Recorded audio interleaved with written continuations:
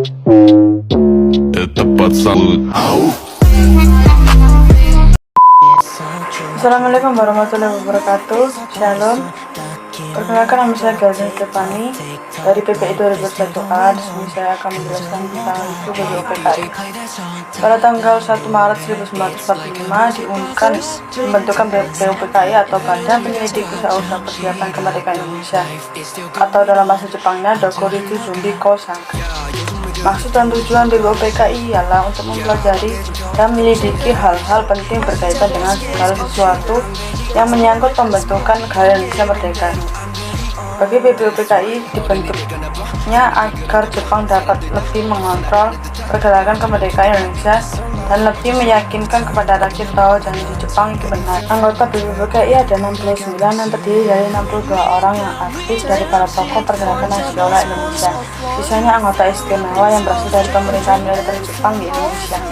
Sidang BPUPKI bagi menjadi dua babak yang dilakukan pada tanggal 29 Mei sampai 1 Juni 1945 dan 10 sampai 16 Juli 1945. Pada sidang pertama, rancangan asas terkait dasar Indonesia merdeka segera dipidatokan. Usulan dari Muhammad Yamin disampaikan pada tanggal 29 Mei 1945 secara lisan.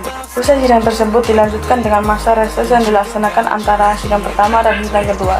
Tahapan ini digunakan oleh para anggota untuk membahas rancangan pembuka undang-undangan. Acaranya dapat terbilang tidak resmi karena hanya dihadiri oleh 38 anggota, termasuk Soekarno yang menjadi pemimpinnya. Padahal pertemuan tersebut dimaksudkan supaya Indonesia dapat memperoleh prosedur secepatnya untuk kemerdekaan.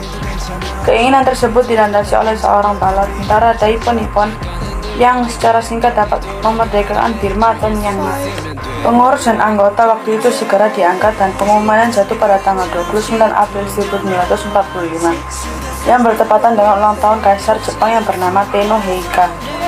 Telah diputuskan bahwa ketua BPUPKI adalah Dr. KRP Rajiman W.G. Diningrat yang dibantu oleh dua orang ketua muda yaitu Ichibangasu Yoshio dan R.P. Suroso sebagai kepala sekretariat dengan dibantu oleh Toyohito Masuda dan MRAG Prigodingo.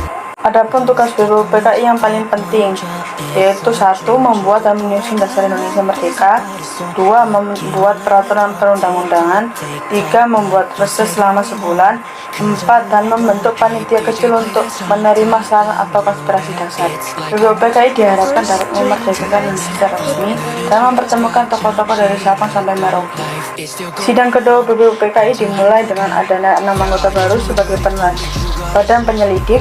DR Soekarno juga memberikan hasil pelaporannya atas pertemuan yang dilakukan pada tanggal 1945. Pertemuan tersebut adalah panitia kecil yang beranggotakan 8 orang.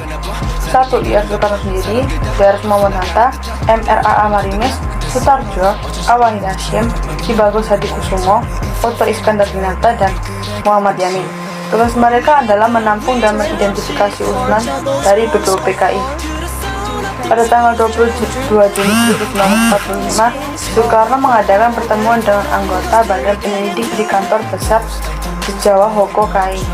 Adapun tugas yang diberikan oleh Panitia Perancang Hukum Dasar yaitu Ir Soekarno menjabat sebagai ketua dari Panitia Perancang Hukum Dasar, DR Muhammad Hatta sebagai Panitia Perancang Ekonomi Keuangan, Amikus Noto Josudoso sebagai ketua dari Panitia Perancang Pembinaan Tanah Air.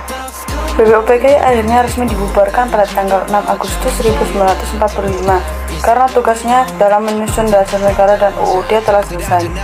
Kemudian IR Soekarno memutuskan untuk pergi ke Saigon untuk bertemu dengan Jenderal Besar Tarauji.